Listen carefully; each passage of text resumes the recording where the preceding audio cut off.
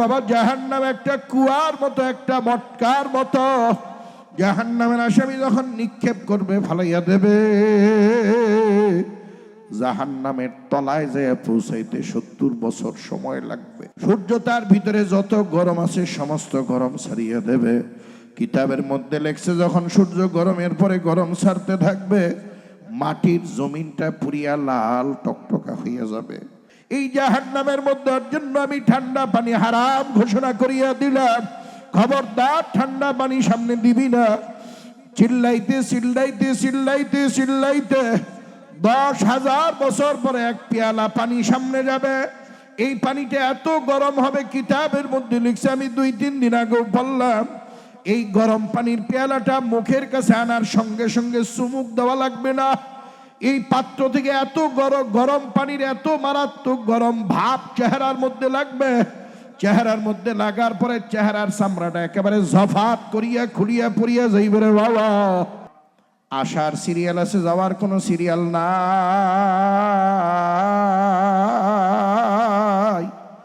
অনেক সময় বাবা জীবিত, বাবা ছোট বাচ্চা রাইখা মারা যায়, মা দুধের শিশু রাইখা মারা যায়।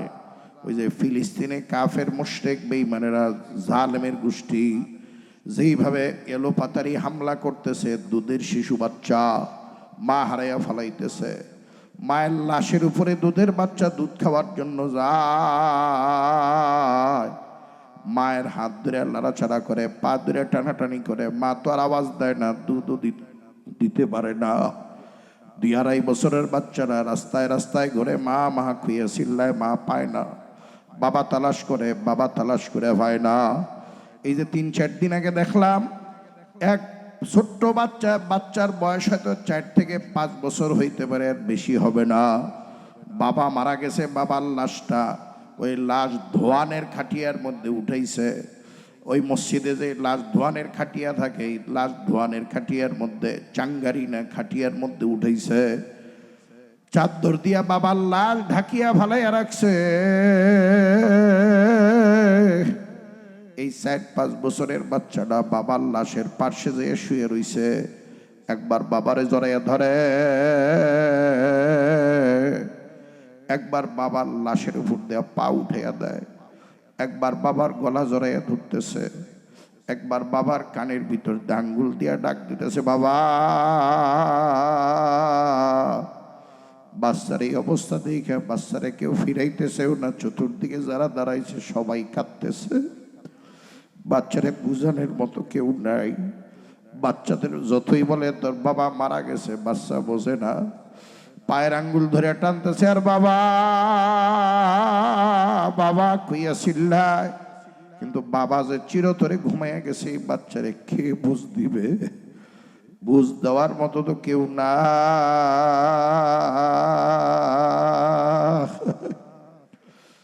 আল্লাহর বান্দারা, যুবক বাবারা, বুড়া বাবারা, পর্দার আমার মায়েরা, বোনেরা, এই মজলিসে অনেকেই আছো, নিজের বাবার লাশ নিজে কবরে দাফন করে আসছ, নিজের মায়ের লাশটা নিজে দাফন করিয়ে আসছ। আরে কার কখন ডাক আসে বলা যায় না। আজকের এই রাতটা যদি আমার আর তোমার জীবনের শেষ রাতটা হইয়া যায়, আগামী রাত্রিতে এই সময় তো আমি আর তুমি কবর নামক গর্তে থাকবো। কবর তো একা একার ঘর, সাপ বিচ্ছার ঘর। কবরের কোনো দরজা নাই, কবরের কোনো জানালা নাই, কবরে কোনো সাথী নাই, বাতি নাই। আখারে আল্লাহর হাবিব হাদিসের মধ্যে ফরমান, 99 তিন্নিনান লাউ নাফাখা ফিল আরদি মা আম্বাতাত খাদিরা। কতক গুনাহগার নাফরমান মেয়ে লোক পুরুষের কবরের মধ্যে আমার মাওলা 1টা আর 2টা না 99টা আযাবের বিষাক্ত সাপ ছাড়িয়ে দেবে। লোকজন গুনাহগার নাফরমান বদকার বেনমাজি সুদখোরের লাশ দাফন করে বাড়িতে চলিয়া যাইবে। এই আযাবের 99টা সাপ গুনাহগার নাফরমানকে পেছাইয়া পেছাইয়া আখারে কিয়ামত পর্যন্ত কামড়াইতে থাকবে আর ঠুকরাইতে থাকবে।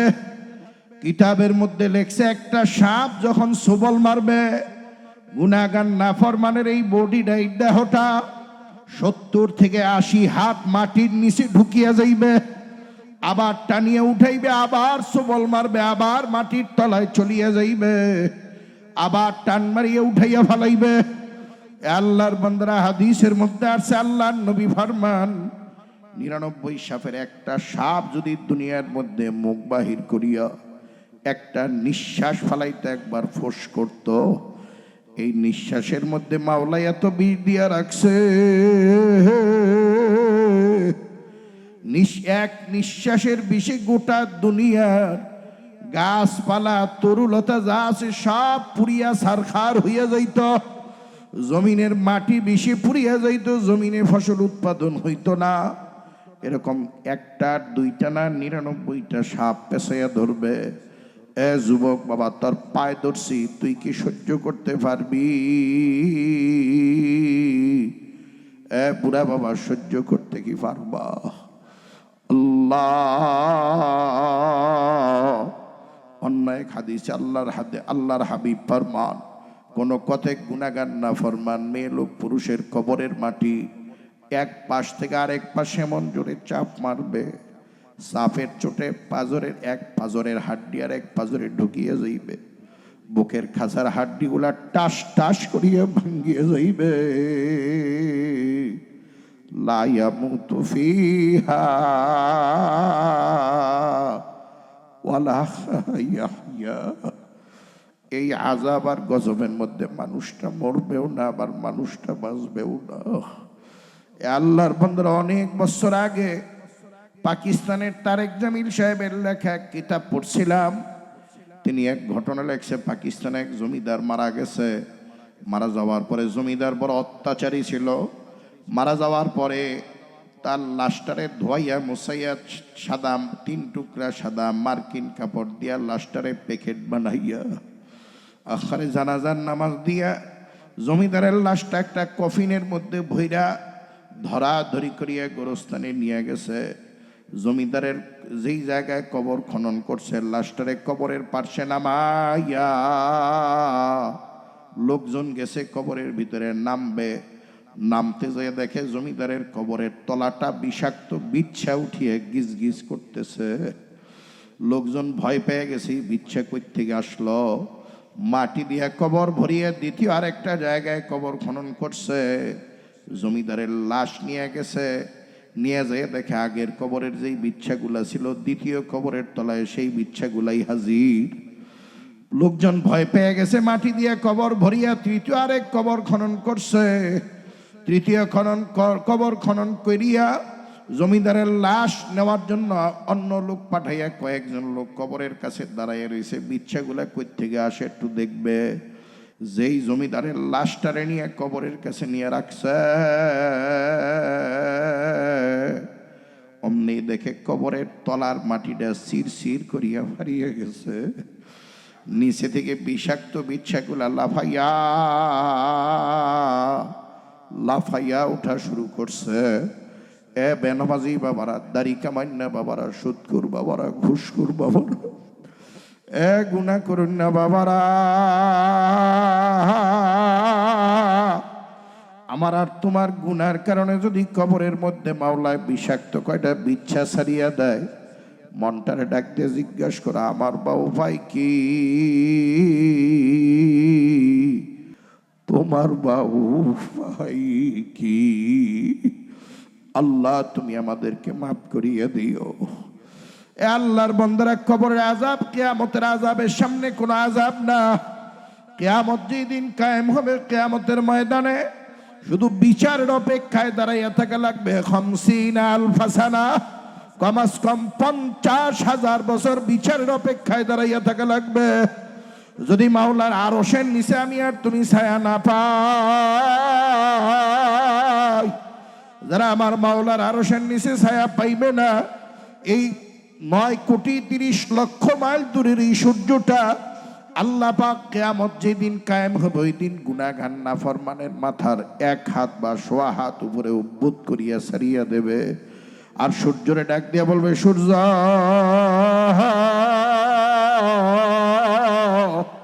তার মধ্যে যত গরম আছে সমস্ত গরম আজকে ছাড়িয়ে দে। বেনামাজির দল, সুদখোরের দল, ঘুষখোরের দল, বৎকার বেঈমানের দলেরা বুঝুক আমি মাওলার আযাব কত কঠিন। আখারে মাওলা যখন এই নির্দেশ দিবে, সূর্য আল্লাহর হুকুম পাইয়া সূর্য তার ভিতরে যত গরম আছে সমস্ত গরম ছাড়িয়ে দেবে। কিতাবের মধ্যে লেখছে, যখন সূর্য গরমের পরে গরম ছাড়তে থাকবে, মাটির জমিনটা পুরিয়া লাল টকটকা হইয়া যাবে, লাল চামড়ার মতো রূপ ধারণ করবে। গুনাহগার নাফরমান জমিনের দাঁড়ানোর সঙ্গে সঙ্গে পাটা একেবারে স্যাত করিয়া ঝলসিয়ে যাইবে, দাঁড়াইয়ে থাকতে পারবে না, শুধু লাফাইতে থাকবে। আল্লাহ, আল্লাহর বান্দারা আযাব কি সহ্য করতে পারবা? এরপরে যখন বিচার শুরু হবে, আমার মাওলা বিচারের আসনে বসবে, আমার আর তোমার বিচার শুরু হবে। আমার আর তোমার বিরুদ্ধে তো মামলার অভাব নাই। যেই পরিমাণের মামলা দায়ের হয়েছে, জাহান্নাম ছাড়া তো কোনো উপায় নাই। কিয়ামতের আদালতে যখন মাওলায় বিচারের আসনে বসা আমার আর তোমার বিরুদ্ধে রায় দিয়ে দিবে, রেজাউল করিম জাহান্নামী, আব্দুল করিম জাহান্নামী, আব্দুর রহিম জাহান্নামী, রহিমা খাতুন জাহান্নামী। এ বাবা, দুনিয়ার জেলখানায় আসামির রায় হওয়ার পরে স্বাভাবিক পোশাক আর পরতে দেয় না, আলাদা ধরনের রঙের ঢঙ্গের জেলখানার পোশাক আছে, পায়জামা আছে, টুপি আছে, এগুলা পরাইয়া দেয়। ফাঁসির আসামিদেরকে ওই ধরনের পোশাক পরাইয়া দেয়। যখন রায় হয়ে যাবে রেজাউল করিম জাহান্নামী, দুনিয়ার সরকারের জেলখানার আসামিদের জন্য যদি আলাদা পোশাক থাকে, তাহলে আখিরাতের জেলখানা জাহান্নাম নামক জেলখানার আসামিদের জন্য পোশাক আছে। ফাল্লাযীনা কাফারু কুত্তিআত লাহুম সিয়াবুম মিন নার। আল্লাহর বান্দারা, জাহান্নাম নামক জেলখানার আসামিদের পোশাক হবে আগুনের তৈরি পোশাক। রায় হওয়ার সঙ্গে সঙ্গে মাওলার জাহান্নামের ফেরেশতারা আগুনের পোশাকগুলা জোর করিয়া ধরিয়া পড়াইয়া দিবে। পোশাক এত গরম হবে, কিতাবের মধ্যে লেখছে পোশাকের তাপে মাথার খুলিটা টাস টাস করিয়া ফাটিয়া মাথার উপরের খাফরা পড়িয়া যাইবে। মাথার মগজগুলা ভাতের ফেনার মতো উতলাইতে থাকবে আর বলকাইতে থাকবে, উতলাইতে থাকবে আর বলকাইতে থাকবে। আগুনের পোশাক পরাইয়া দেওয়ার পরে শরীরের চামড়া মোমবাতি জ্বালানোর পরে যেরকম গলিয়া গলিয়া পড়ে, গুনাহগার নাফরমানের শরীরের চামড়াটা গলিয়া গলিয়া খসিয়া খসিয়া পড়তে থাকবে। আল্লাহর বান্দারা, দুনিয়ার আসামি যেরকম জেলখানার দিকে যাইতে চায় না, জাহান্নামের আসামিরাও যাইতে চাইবে না। হাতে আর পায়ে জাহান্নামের শিকল লাগাইয়া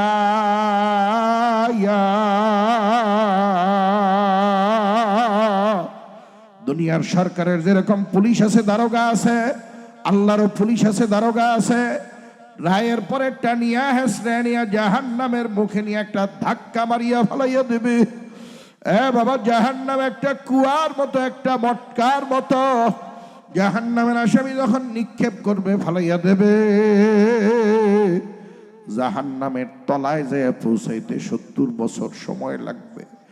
আল্লাহর বান্দারা, জাহান্নামের তলা থেকে জাহান্নামের মুখ পর্যন্ত পুরা জায়গাটা আগুন দিয়া ভরা। আসামি যখন ফালাইয়া দিবে, নিচের দিকে যাইতে থাকবে আর পুড়তে থাকবে, যাইতে থাকবে আর পুড়তে থাকবে, পুড়তে পুড়তে পুড়তে পুড়তে গুনাহগার নাফরমানের কলিজাটা পুড়িয়া কয়লা কয়লা হইয়াছে। আল্লাহ, তুমি মাফ করিয়ে দিও। লা ইয়ামুতু ফিহা ওয়ালা ইয়াহইয়া। এই আযাব আর গজবের মধ্যে মানুষটা মরবেও না, আবার মানুষটা বাঁচবেও না। গুনাহগার নাফরমান জাহান্নামের আগুনে পুড়তে পুড়তে আখারে কয়লা কয়লা হয়ে যাবে আর চিল্লাইতে থাকবে, পানি চাইতে থাকবে। ফেরেশতাদেরকে আল্লাহ পাক ডাক দিয়ে বলবে, ফেরেশতারা চৈত্র মাস বৈশাখ মাস করারড্ডির মধ্যে পানির পিপাসা লাগছে, ঠান্ডা পানি খাওয়াইছি, লেবুর শরবত খাওয়াইছি, ফলের জুস খাওয়াইছি, কত ফলের রস খাওয়াইলাম, কত মজার মজার খাবার খাওয়াইছি। মুয়াজ্জিন আমি আরে ফজরে ডাক দিছি পাই নাই, জোহরে ডাক দিছি পাই নাই, আসরে ডাক দিছি পাই নাই, মাগরিবে ডাক দিছি পাই নাই, এশায় ডাক দিছি তাও পাই নাই। এই জাহান্নামের মধ্যে জন্য আমি ঠান্ডা পানি হারাম ঘোষণা করিয়া দিলাম, খবরদার ঠান্ডা পানি সামনে দিবি না। চিল্লাইতে চিল্লাইতে চিল্লাইতে চিল্লাইতে 10,000 বছর পরে এক পেয়ালা পানি সামনে যাবে। এই পানিটা এত গরম হবে, কিতাবের মধ্যে লিখছে, আমি 2-3 দিন আগেও বললাম, এই গরম পানির পেয়ালাটা মুখের কাছে আনার সঙ্গে সঙ্গে চুমুক দেওয়া লাগবে না। এই পাত্র থেকে এত গরম পানির এত মারাত্মক গরম ভাব চেহারার মধ্যে লাগবে, চেহারার মধ্যে লাগার পরে চেহারার চামড়াটা একেবারে জফাত করিয়া খুলিয়া পড়িয়া যাইবে রে বাবা। আল্লাহ তুমি মাফ করিয়া দিও। গুনাহগার নাফরমানের পিপাসা এত তীব্র হবে যে গরম পানি, শুধু গরম পানি নেই, গরম পানির মধ্যে পচা রক্ত আর দুর্গন্ধযুক্ত পুজ মিশ্রিত থাকবে। এই পচা রক্ত আর পুজের পেয়ালা মুখের কাছে নিয়ে চুমুক দিবে। চুমুক দিয়ে যখন ঢোক গিলবে, ভিতরের কলিজা, ফ্যামসা, গুড্ডা, নারী ভুড়ি যা আছে এত গরম সব মোমবাতির মতো গালাইয়া পায়খানার রাস্তা দিয়ে ঝুপঝুপ ঝুপঝুপ করিয়া ফেলাইয়া দেবে। এ আল্লাহর বান্দারা এই আযাব কি সহ্য করতে পারবা?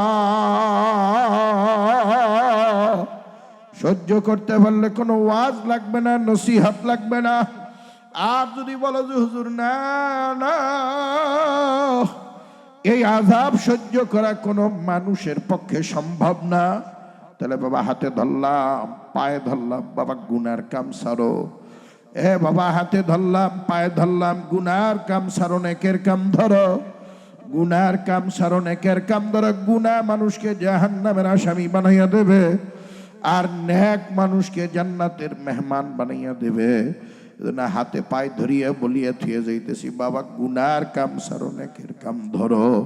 যদি আযাব সহ্য করতে পারো, কোনো ওয়াজ নাই, নসিহত নাই। আর যদি বলো যে হুজুর না না, এই আযাব সহ্য করা কোনো মানুষের পক্ষে সম্ভব না, তাহলে বাবা হাতে পায়ে ধরিয়া, আবারও বলতেছি, হাতে পায়ে ধরিয়া বললাম, গুনার কাম সারো, নেকের কাম ধরো। গুনার কাম সাইরা নেকের কাম ধরার জন্য, নেকের কাম করার জন্য আজকের এই মাহফিলে, আজকের এই মজলিসে কে কে নিয়ত করতে পারো? একটু আল্লাহু আকবার কইয়া হাত দুটারে জাগাইয়া দেখাও। গুনার কাম আর করবো না, নেকের কাম পাইলে আর ছাড়বো না। আল্লাহ তুমি হাতগুলো একটু চাইয়া দেখো, আল্লাহ তুমি একটু হাতগুলো চাইয়া দেখো। তোমার বান্দারা হাত জাগাইছে, তোমার জুয়ানেরা হাত জাগাইছে, তোমার বুড়ারা হাত জাগাইছে, আল্লাহ শিশু কিশোরেরা হাত জাগাইছে। ইয়া আল্লাহ, ইয়া আল্লাহ, আমরা আর গুনার কাম করতে চাই না, নেকের কাম পাইলে আর ছাড়তেও চাই না।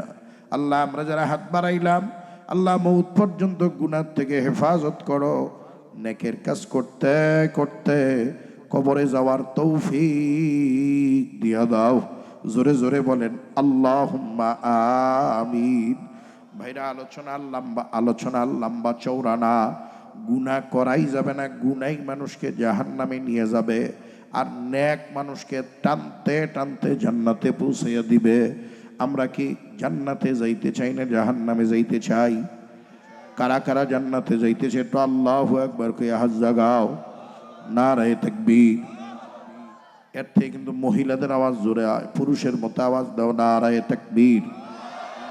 পুরুষের আওয়াজ এইটুকুই, এর পোলাপানির আওয়াজ বেশি।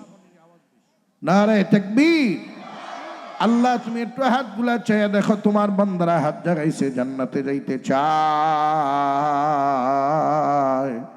আল্লাহ জান্নাতের মেহমান না বানাইয়া, আল্লাহ তুমি আজরাইলের সাক্ষাৎ দিবা না। আল্লাহ জান্নাতের মেহমান না বানাইয়া কবরের বাসিন্দা বানাবা না। জোরে জোরে বলেন আল্লাহুম্মা আমিন। জান্নাতের মেহমান হইতে চাইলে 2টা গুণ অর্জন করা লাগবে। কয়টা? জোরে কর। 2টা গুণ অর্জন করা লাগবে। 1 নাম্বার গুণের নাম ঈমান। এক নাম্বার গুণের নাম কি? সবাই বলেন। জান্নাতে যাইতে চাইলে দুইটা গুণ অর্জন করা লাগবে। এক নাম্বার গুণের নাম ঈমান। ঈমানের মধ্যে শিরিক থাকা যাবে না। শিরিক মুক্ত ঈমান হইতে হবে, কুফর মুক্ত ঈমান হইতে হবে, ভেজাল মুক্ত ঈমান হইতে হবে, একেবারে স্বচ্ছ পরিষ্কার ঈমান হইতে হবে। ঈমানের মধ্যে এক চুলের আগা পরিমাণ ভেজাল আল্লাহ সহ্য করবে না। এই বিশুদ্ধ ঈমান কোথায় শিখবেন? চার দোকানে আড্ডা দিলে বিশুদ্ধ ঈমান শিখা যায় না। তাসের আড্ডায়, জুয়ার আড্ডায় যে ঈমান শিখা যায় না। বাজারে সারাদিন সারা রাত বয়ে থাকলে ঈমান শিখা যায় না। বিশুদ্ধ ঈমান শিখার জন্য মাদ্রাসায় যাওয়া লাগে, কথা ঠিক কিনা? জোরে কর। বিশুদ্ধ ঈমান কোথায় শিখায়? স্কুলে শিখায়। যারা মুখ খোলেন না তারা কি বোবা? তাহলে কয়ে দে আল্লাহ, যারা বোবা হ্যাঁ করে জবান খুলে দাও, আর যারা বোবার অভিনয় করে তা করে সত্যি বোবা বানায় দাও, কমু নাকি? তাহলে একটু মুখ খোলা লাগবে। ঈমান কি স্কুলে শিখায় না মাদ্রাসায়? আর জোরে কর। ঈমান ছাড়া জান্নাতে যাওয়া যাবে? ঈমান যদি মাদ্রাসায় শিখায়, আমি আর আমার আপনার সন্তান পড়াই স্কুলে, মাদ্রাসায় দিতে চাই না। বিশেষ করে ধনীর ছেলে মাদ্রাসায় দেয় না, চেয়ারম্যান মেম্বারের ছেলে মাদ্রাসায় দেয় না, কোটিপতি শিল্পপতির ছেলে মাদ্রাসায় দেয় না, তালুকদার আর জমিদারের বাচ্চাদেরকে মাদ্রাসায় দেয় না, কথা ঠিক কিনা? কেন দাও না?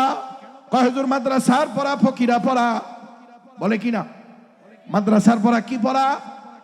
মাদ্রাসার পড়া যদি ফকিরা হয় তাহলে আমি বলবো, এই তালুকদারের গোষ্ঠী, জমিদারের গোষ্ঠী, মসজিদে যায় মাদ্রাসার হুজুরের পিছনে কেন দাঁড়াও? তুই সামনে যেয়ে দাঁড়া, কথা হয় না? যদি মাদ্রাসার পড়া ফকিরা হয়, আসমানের নিচে জমিনের উপরে সবচেয়ে দামি ঘরের নাম মসজিদ, কথা হয় না?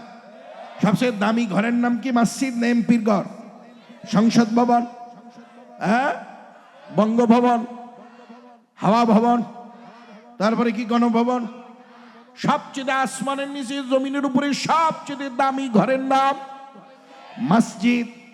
মসজিদে 1 ডজন এমপি আর মন্ত্রী ঢুকছে, প্রেসিডেন্ট সহ ঢুকছে। ইমাম সাহেব যদি গরিবের বাচ্চাও হয়, ইমাম যদি ভ্যানওয়ালার ছেলেও হয়, ইমামের বাবা যদি ভিক্ষুক হয়, এরপরেও প্রেসিডেন্ট পিছনেই দাঁড়াতে হবে, ইমামকে সামনে দাঁড়াতে হবে, কথা ঠিক কিনা? মন্ত্রী তাও পিছনে, এমপি তাও পিছনে, সচিব তাও পিছনে, ডিসিএসপি তাও পিছনে, ফকিরের ছেলে আলেম ইমাম সে সবার সামনে, কথা ঠিক কিনা? তাহলে মাদ্রাসার পড়া তো এটা ফকিরা পড়া না, মাদ্রাসার পড়াটাই তো আসলে রাজকীয় পড়া। মাদ্রাসার শিক্ষা যার ভিতরে ঢুকছে তাকে তো বাদশা বানিয়ে দেয়, কথা ঠিক কিনা? কিন্তু আমরা মাদ্রাসার পড়াকে তুচ্ছ তাচ্ছিল্য করি, মাদ্রাসার শিক্ষাকে শিক্ষাই মনে করি না, কথা কয় না? এই তালুকদার আর জমিদার নেতার খেতাদের কাছে ছেলে মাদ্রাসায় দিতে বললে কয় হুজুর মাদ্রাসায় পড়ে খাবে কি করে? এরকম বললেওয়ালা আপনাদের এলাকায় আছে না নাই? আমি তো বলি তালুকদার জমিদারেরা যা খায় মাদ্রাসায় পড়ে তার থেকে ভালো খায়। মাদ্রাসায় বললে খাবারের অভাব হয় না। মাদ্রাসায় পড়ে আলেম হওয়ার পরে যদি না খেয়ে থাকে তাহলে তো আল্লাহর নবীর ইজ্জত থাকে না, কথা কয় না? আল্লাহর নবীর ইজ্জত থাকে, কারণ আলেম নবীর ওয়ারিস, ওয়ারাসাতে আম্বিয়া। বরঞ্চ আমরা যা খাই বড় লোকেরা তো চোখেও দেখে না। বলবেন যে হুজুর খান তো পরের বাড়ি দাওয়াত খান, ভাই পরের বাড়ি আপনাকে খাওয়ায় না, আমাকে খাওয়ায় কে? আপনাকে দাওয়াত দেয় না কে? ইমাম সাহেব যেতে চায় না, পায়ে ধরে দেয়, বলছে হুজুর খাওয়ার দরকার নাই, আপনি গেলে একটু ঘরে পাড়া দিয়ে একটু দোয়া করে আসবেন। আপনারা জিগায় না কে? সভাপতি সাহেব, সেক্রেটারি সাহেব আপনারা কয় না কে? আপনাকে দাওয়াত না দেওয়ার কারণ কি? ইমামের সিনায় যা ঢুকাইছে তার যেই দাম আছে আপনার তো সেই দাম নাই, কথা ঠিক কিনা? তাহলে ইমান শিখায় কোথায়? জান্নাতে যাইতে চাই, এবার আওয়াজ গেছে, কি জান্নাতে যাইতে চাই? তাহলে বিশুদ্ধ ইমান শিখা লাগবে কিনা? ইমান বিশুদ্ধ কোথায় শিখায়? জান্নাতে যাওয়ার 2 নাম্বার গুণ আমিলুস সালিহাত। 2 নাম্বার গুণের নাম হলো নেক আমল। কি আমল? জোরে কর। এই নেক আমলটা কি স্কুলে শিখায়, কলেজে শিখায়, ইউনিভার্সিটিতে শিখায়? নেক আমলটাও তো শিখায় মাদ্রাসায়, কথা ঠিক কিনা?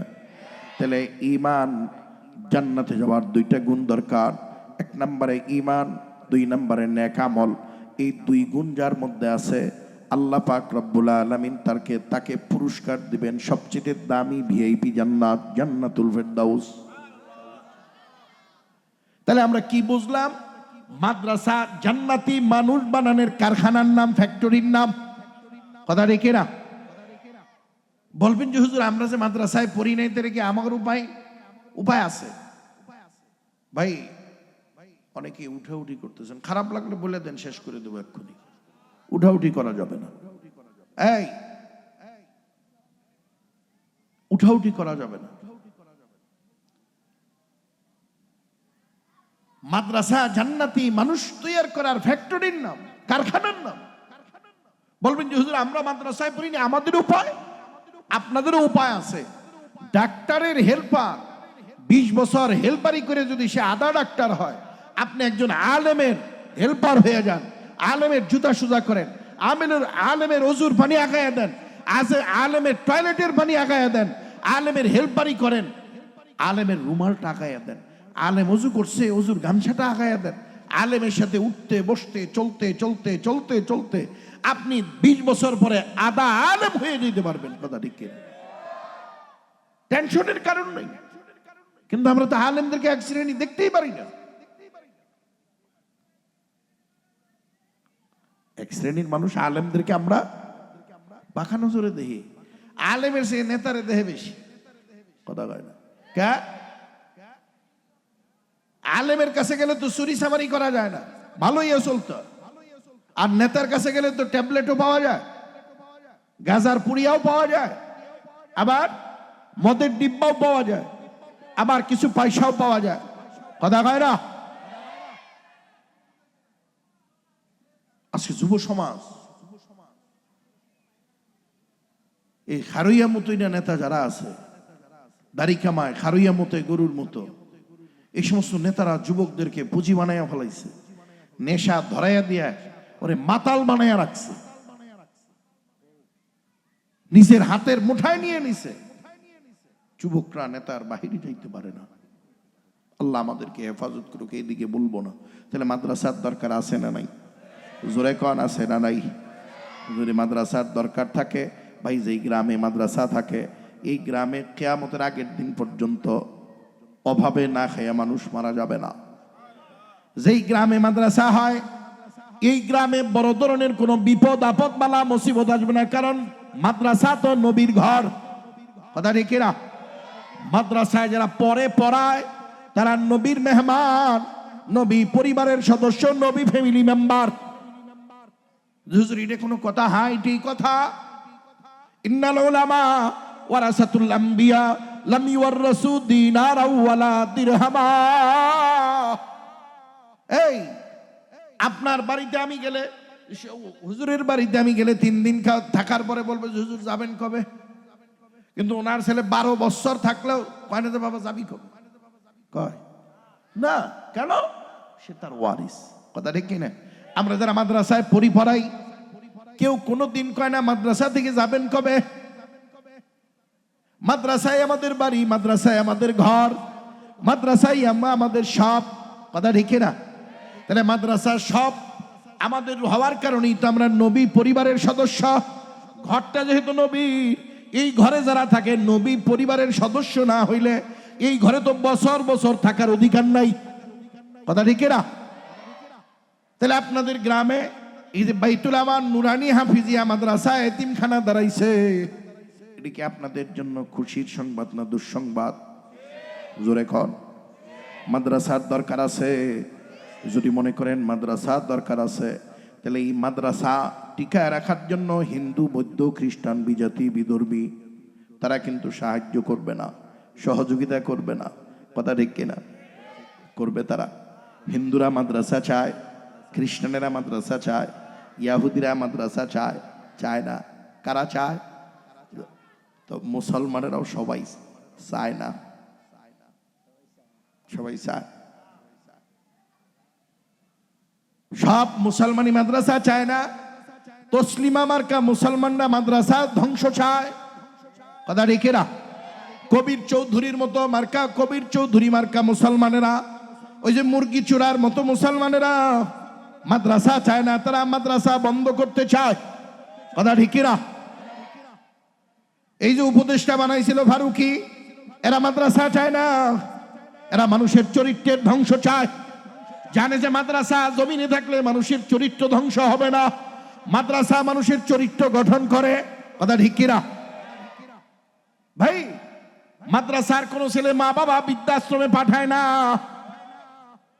হাই কোয়ালিটির হায়ার এডুকেটেড পারসন যারা আছে তারা মা বাবারে বৃদ্ধাশ্রমে ফালায়, কিন্তু কোন আলেম, কোন ইমাম, কোন মুয়াজ্জিন, কোন অশিক্ষিত ভ্যানওয়ালা, ঠেলাওয়ালা, কুলি মজদুর মা বাবারে বৃদ্ধাশ্রমে পাঠায় না। কি কর? এই জন্য বলছি মাদ্রাসার চরিত্র গঠন করার প্রতিষ্ঠান। মাদ্রাসা সমাজে আদর্শ মানুষ তৈয়ার করে। আপনারাই বলেন, আপনাদের মসজিদের ইমাম যদি আপনি মসজিদ কমিটির বা মসজিদের মুসল্লি, আপনি খারুইয়া পেশাব করছেন, খারুইয়া মতে না, এরকম লোক আছে না? ইমাম সাহেব যে দেখতেছেন ইমাম সাহেব খারুইয়া মতে, ইমাম রাখবেন? কথা হয় না। আর যে ইমাম রাখবেন এই ঘোষণা দিছে সে নিজেও কি? হ্যাঁ, নিজেও খারুইয়া মতে। কিরে বেটা, তুই দেখি দাঁড়াইয়া পেশাব করো, ইমাম সাহেব দাঁড়াইয়া পেশাব করছে, তাতে কি হয়েছে? ভাই, আমি তো মুসল্লি, আমি 100 দোষ করতে পারি, কিন্তু আমার যে ইমাম সে একটা দোষও করতে পারবে না। কথা হয় না। ইমাম যদি সুদের কারবার করে রাখবেন, তো মুসল্লি দেখি সুদের কারবার করে একবারে সোডালা। আপনাদের দেশে নাই সুদের কারবার? আছে? কি কয়? আমি মনে করছিলাম এই অঞ্চলে মনে হয় নাই, ভালো সহজ সরল মানুষ আপনারা। ইমাম যদি সুদের কারবার করে রাখবেন, কে আপনি করেন যে? ভাই, আমি 1000 দোষে দোষী হইতে পারি, কিন্তু আমার যিনি ইমাম হবে তিনি একেবারে ফ্রেশ হইতে হবে, ভেজাল মুক্ত হইতে হবে। কথা ঠিক কিনা? ব্যাপারটা যদি তাই হয়, তাহলে এই ফ্রেশ মানুষগুলা বানায় কে? স্কুল, কলেজ না মাদ্রাসা? ইমাম তৈয়ার করে কারা? শুধু জান্নাতি মানুষ বানানোর কারখানা, ফ্যাক্টরির নাম তো মাদ্রাসা না। ইমাম তৈয়ার করার কারখানার নাম তো মাদ্রাসা। মুয়াজ্জিন তৈয়ার করার কারখানার নাম মাদ্রাসা। পীর বুজুর্গ ওলিয়া উলিয়া বানানোর কারখানার নাম মাদ্রাসা। আমি তো মনে করি যেই বাবা তার সন্তানকে আগে মাদ্রাসায় দেয় না, এই বাবা সন্তানের সবচেয়ে বড় দুশ্মন।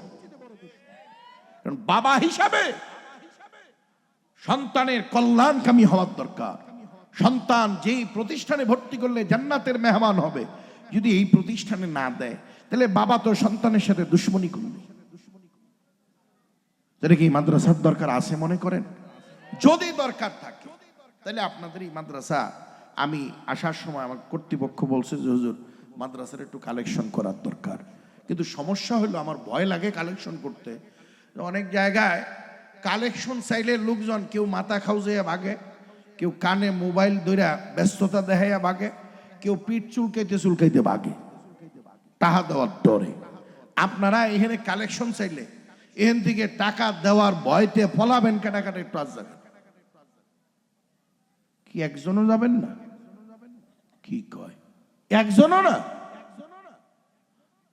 যদি নাই যান তাহলে দিবেন না কেউ?